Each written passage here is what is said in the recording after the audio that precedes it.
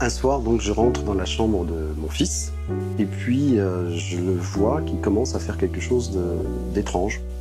C'est-à-dire qu'en fait, il va se mettre en position de ce qu'on appelle la position du lotus, très clairement, avec un calme absolument incroyable. Et il va commencer en fait à positionner ses mains sur ses genoux, lever sa tête et rentrer comme dans une forme de méditation. Et puis il va commencer à joindre ses mains au niveau de son plexus solaire, son sternum.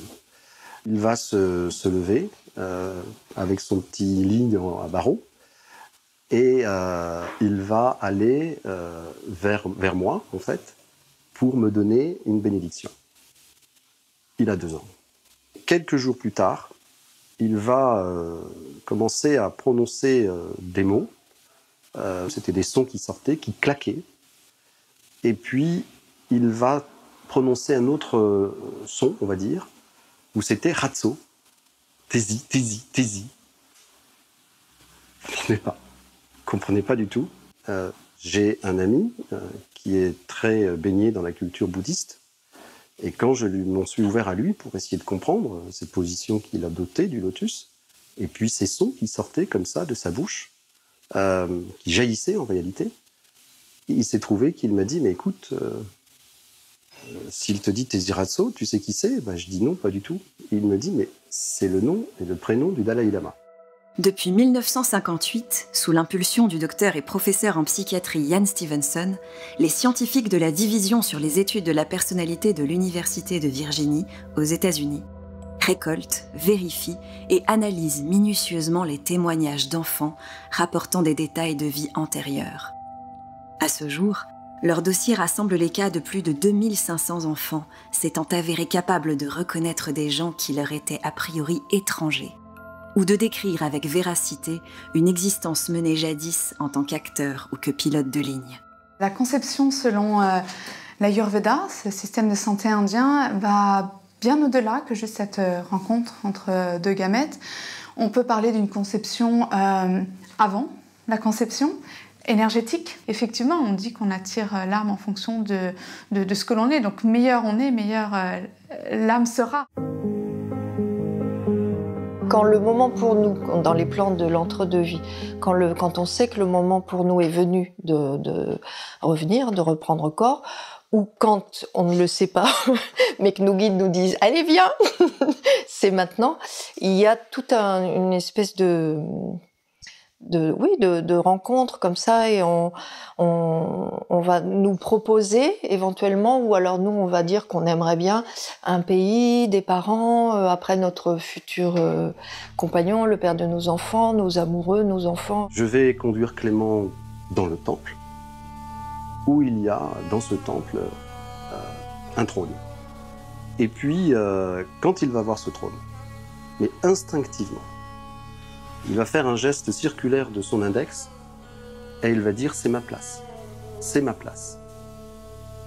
Enfant, toujours, quand il est dans le temple de ce centre bouddhiste, il va nous expliquer en fait qu'il était habillé d'une robe rouge avec un bonnet jaune, qu'il va d'ailleurs dessiner très petit, d'une forme un peu pointue.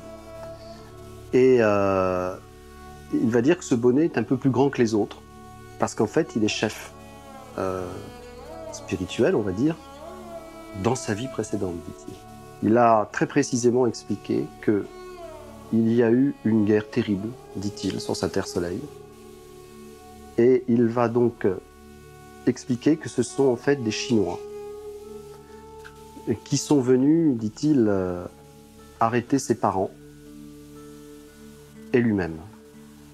Il va rentrer dans une tristesse et il va s'effondrer en larmes en se souvenant de cela.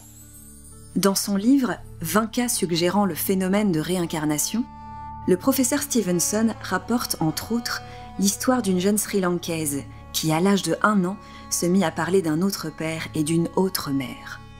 À 2 ans, elle dit que ces parents-là habitaient avec 2 frères et de nombreuses sœurs dans une ville dont elle cita plus tard le nom et où elle désira se rendre, en précisant l'endroit où se trouvait la maison ainsi que le nom de ses proches. Avec ces détails, une famille fut identifiée. Celle-ci avait perdu un fils 1 an et demi avant la naissance de la fillette.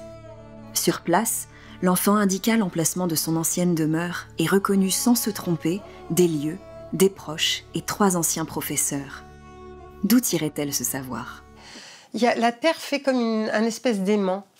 On est attiré à nouveau vers la Terre parce que c'est comme si on n'avait pas fini quelque chose, comme si on n'avait pas réglé certaines histoires, comme si on n'avait pas apporté tout ce qu'on voulait apporter ou expérimenté ce qu'on voulait expérimenter. Je veux dire, on n'est pas un nouveau-né, c'est pas quelqu'un qui arrive pouf, tout neuf, sans bagage. L'embryon, qui deviendra un fœtus plus tard, a déjà des vies karmiques, l'intellectuel, l'émotionnel, et qui vont être un peu son histoire de vie, qui vont le suivre pendant toute sa vie sur Terre.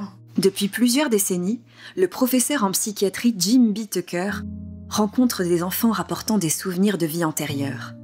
Né dans une famille modeste du Midwest, le petit Patrick se mit ainsi, à l'âge de 4 ans, à parler de la vie d'un demi-frère nommé Kevin, mort d'un cancer 12 ans avant sa naissance. Patrick évoqua une maison orange et marron et dit avoir été opéré au-dessus de l'oreille, puis avoir eu un chiot. Autant de détails exacts de la vie de Kevin que personne ne lui avait jamais raconté.